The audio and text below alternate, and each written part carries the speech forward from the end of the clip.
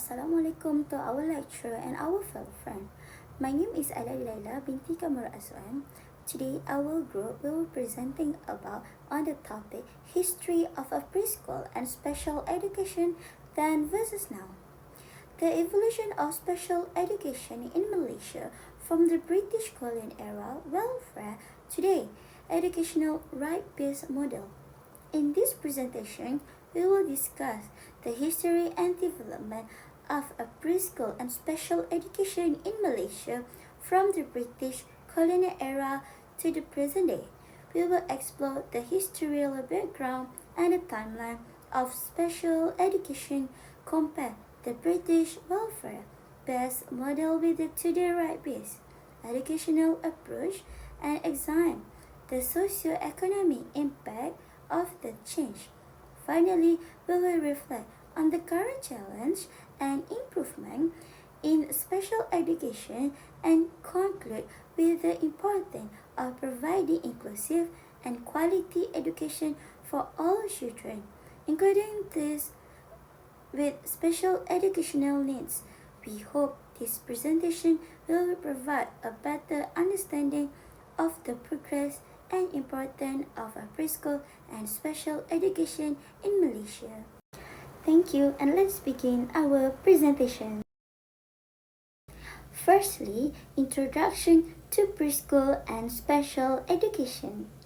Preschool education in early childhood program for children aged 5 to 6 years before entering primary school. Its aim to support children's holistic development in physical, emotional, spiritual, intellectual, and social aspects. In Malaysia, preschool education started during the British colonial era and has continued to develop through government initiative. The National Preschool Standard Curriculum KSPK helps ensure quality and systematic preschool education. Preschool education is important in developing language skill, self-confidence, and school readiness. Next, special education is a design for students with a special educational needs such as autism, Down syndrome, learning disability, hearing impairment, and visual impairment. In Malaysia, special education developed through the effort of a welfare organization and was later strengthened by the government. The Education Act 1996 further recognized the right of these students.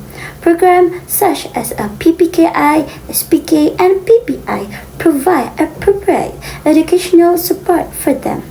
In a conclusion, the development of a preschool and a special education demonstrate Malaysia's commitment to providing quality and inclusive education for all children. Next slide is transformation of special education in Malaysia from charity to inclusion. First, the charity and welfare phase 1950 to 1960. During this time, special education was primarily driven by the initiative of a philanthropist and NGO such as the Nichols Hopes. The approach was largely insertional, focusing on a basic protection and custodial care, which unfortunately meant that success of a student was quite limited. Second, the formalization and integration phase 1960 to 1990. This era marked a significant shift as the government began establishing official policy. We saw the integration of special classes within mainstream schools and the development of a formal curriculum supported by the teacher training, a key milestone during the phase of the enactment of the Education Act 1996, which solidified the legal framework for special education. And finally, the right peace and inclusion phase, 2000 to present. Today, we have adopted right peace approach encouraged by the zero reject policy. Our focus has shifted towards holistic and learning-centered education.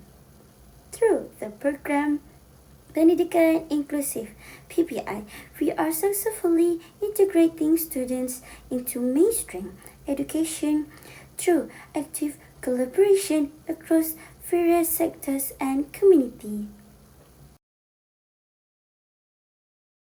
Next slide is special education during the British colonial era.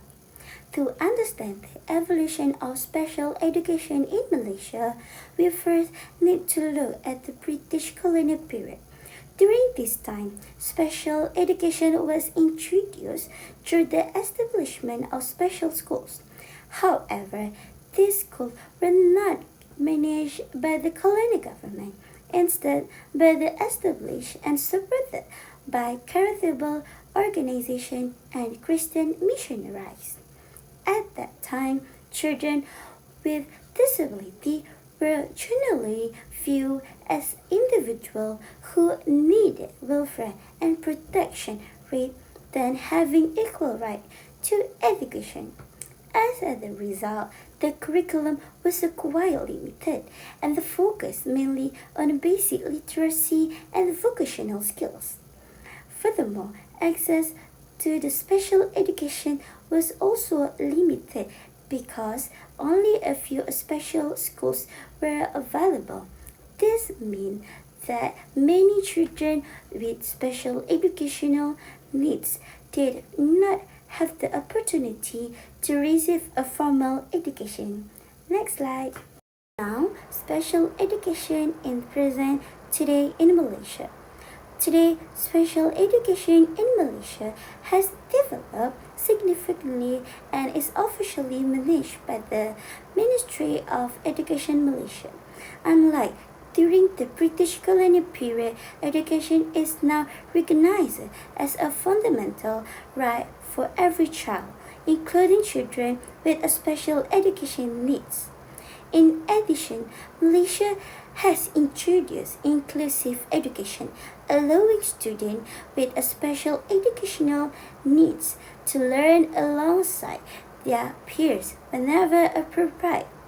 The curriculum has also become more systematic and comprehensive to meet students' diverse learning needs. Furthermore, special education teachers receive a professional training to ensure that they were able prepared to provide quality and education and support. Overall, special education in Malaysia has evolved from a welfare-based approach into a formal and inclusive education system that provide equal education opportunity for every children. Next slide is I will explain about the socio-economic impact of special education in Malaysia. In the past, access to education was limited because it was mainly provided by welfare organization and misuse need. This led of fewer additional employment opportunity for students with special education needs. Today, students have better access to education through PPKI, SPK, and inclusive education programs. As a result, they have more opportunity to develop their skill and find development and participate actively in society. Okay, next, although Malaysia has achieved a many improvement in education, the history for our education system still has an impact today. One example is the existence of a different of type that of school which organized during the British colonial period. In addition, some schools continue to separate religions education from academic education, reflecting influence of the past. However, the government to constantly work to improve the education system while preserving Malaysia's national identity and encouraging equal opportunity for all students. By learning about the history education, we can better understand how our education system has evolved over time. It also helps us as we identify area for improvement and build a more inclusive, effective, and suitable education system for our generation. Now, looking ahead, we should continue to strengthen and improve our education system. So that's it because more united and inclusive. Every student, regardless of their background or ability, should have the same opportunity to receive a quality education. At the same time, school should focus only on academic knowledge but also on teaching a good value, responsibility, and respect others.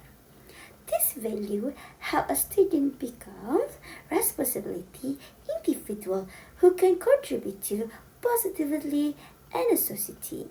As a Malaysia continue to develop its education system, it is important to preserve our national identity while embracing positive change. By working other by working together, we can build a better education system that meet that's need of future generation and ensure time that no student is left behind. Okay, for the next slide, I will explain about a special education in Malaysia has changed over time. In the past, many children with special educational needs were excluded from mainstream education. Their access to a learning was very limited because special education was mainly provided by credible and organization and missionaries.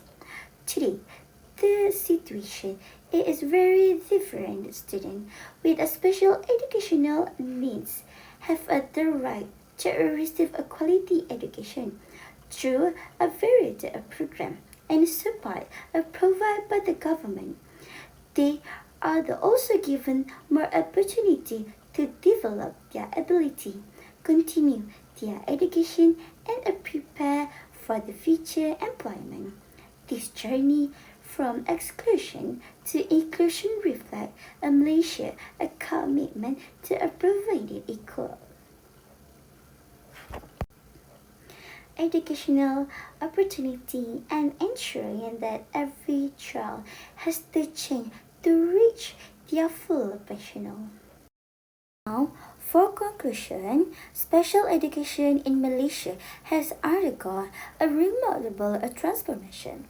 It was evolved from a welfare and base approach during the British colonial period into a formal, right-based education system today.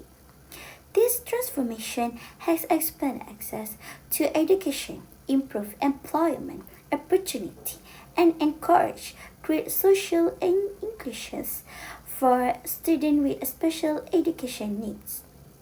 Although challenges such as a limited resources and a teacher shortage still exist, a continuous support from the government, educator, family, and the community will help build a more inclusive and equitable education system for everyone. That's all. Thank you.